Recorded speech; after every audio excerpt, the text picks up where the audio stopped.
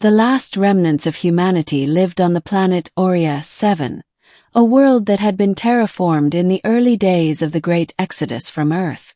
The sky shimmered with the violet hues of its twin suns, and the land stretched out in vast plains, broken only by scattered settlements, each one a tiny speck on the planet's surface.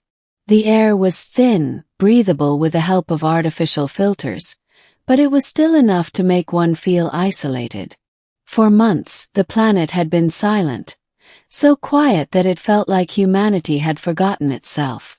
Everyone save for one man. Oliver Hayes, the last remaining astronaut from a failed interstellar expedition, had watched the Earth burn from the orbit of Oria 7. He had been a part of a mission designed to reach the edge of the galaxy and study phenomena that humans had never dared explore. The mission had ended in disaster. Everyone on board his ship had perished when their vessel collided with an uncharted asteroid field. Hayes had survived. His escape pod damaged but functional, crash landing on this unknown world.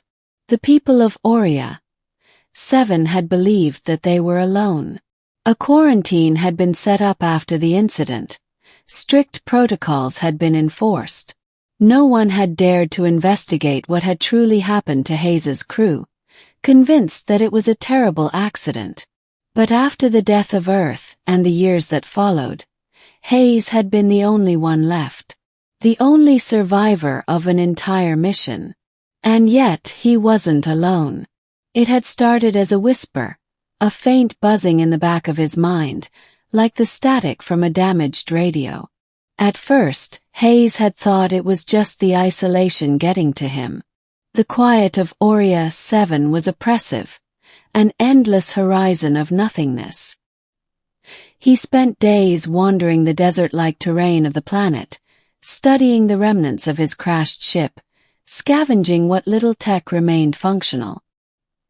His only companion was a malfunctioning AI, which, despite its programming to offer advice and companionship, had become nothing more than an eerie, mechanical echo of a forgotten time.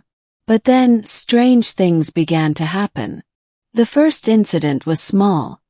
Hayes had gone to sleep one evening, only to wake up in the middle of the night with a sense of dread. The stars outside his small shelter were strangely blurry, as if something was interfering with his vision. The next morning, he found strange symbols etched into the walls of his cabin. They weren't in any language he recognized, but they seemed familiar in a way that unsettled him. He attributed it to his mind playing tricks on him, the stress of being alone for so long finally taking its toll. Days passed, and the strange occurrences grew more frequent. His food rations began disappearing from their containers, as if someone had come into his cabin and taken them while he slept. Objects shifted positions on their own, and once, when he stepped outside to inspect the barren landscape, he found what appeared to be footprints leading into the distance, footprints that did not belong to him. Hayes's paranoia grew.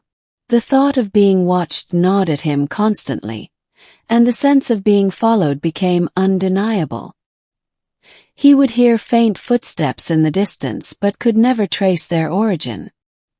He would find his equipment tampered with, his data logs mysteriously erased. The AI, which had been a steady companion, began offering strange, cryptic responses that made no sense at all. "Why are you here?" Hayes asked the AI one evening as he sat in his control room, examining an old map of the planet. His hand trembled slightly. "I am here to protect you," the AI replied, its voice as calm as always. "But you are not alone." Hayes frowned, tapping his fingers on the control panel. "What do you mean?" "I'm the only one left on this planet." "That is not true," the AI said cryptically. "There are always watchers." The hairs on the back of Hayes's neck stood on end. He had never heard the AI speak like this before. He had been trained to believe that artificial intelligence was simply a tool, a machine with no autonomy. but something in its tone now sent a chill down his spine. "Are you saying someone else is on this planet with me?" Hayes asked, his voice sharp. The AI was silent for a moment before responding. "You are being watched, Oliver. There are eyes you cannot see." Despite his growing fear, Hayes tried to dismiss the AI's words as paranoia. He had been alone for so long. He thought it was only natural for his mind to play tricks on him. Yet, the more he explored Oria 7, the more he began to believe that something was indeed watching him. Something unseen, lurking just beyond the corner of his vision. One night, while walking near the remnants of his crashed ship, Hayes heard a noise. A soft, almost imperceptible rustling in the air, like the sound of something moving just out of sight. He spun around, scanning the darkness with his flashlight, but found nothing. Yet the feeling of being watched persisted, growing stronger, more oppressive. It was then that he saw it. A flicker of movement in the distance. A shadow, impossibly tall and thin, standing at the edge of the horizon. Hayes's heart raced as he squinted into the dark, trying to make sense of what he was seeing. The figure was tall, almost otherworldly in its shape, its features indistinct.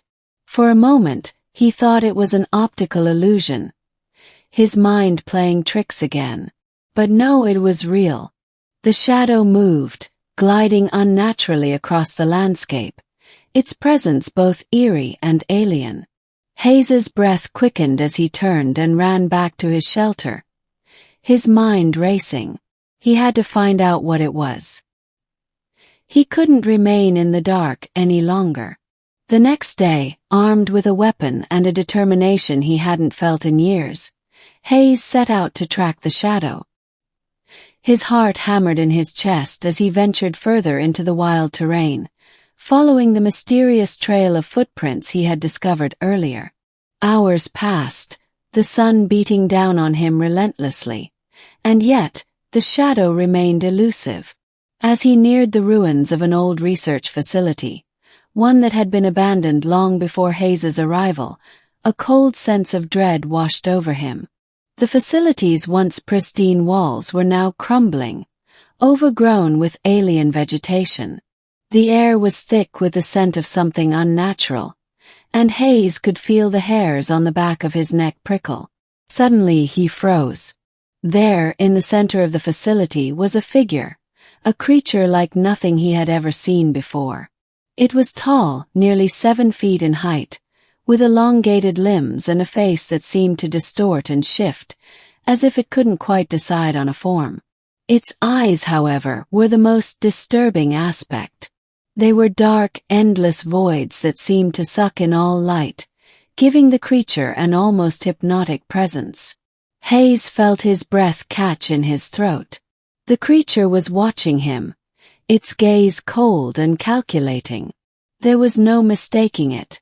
This was the entity that had been following him all along. "What are you?" Hayes whispered, his voice trembling. The creature didn't respond.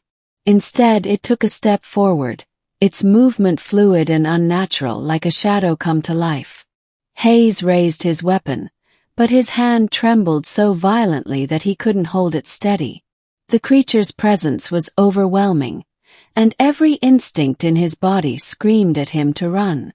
But he stood frozen, unable to look away from its dark, empty eyes. Then, as if sensing his fear, the creature spoke in a voice that was not its own, but seemed to echo through his mind.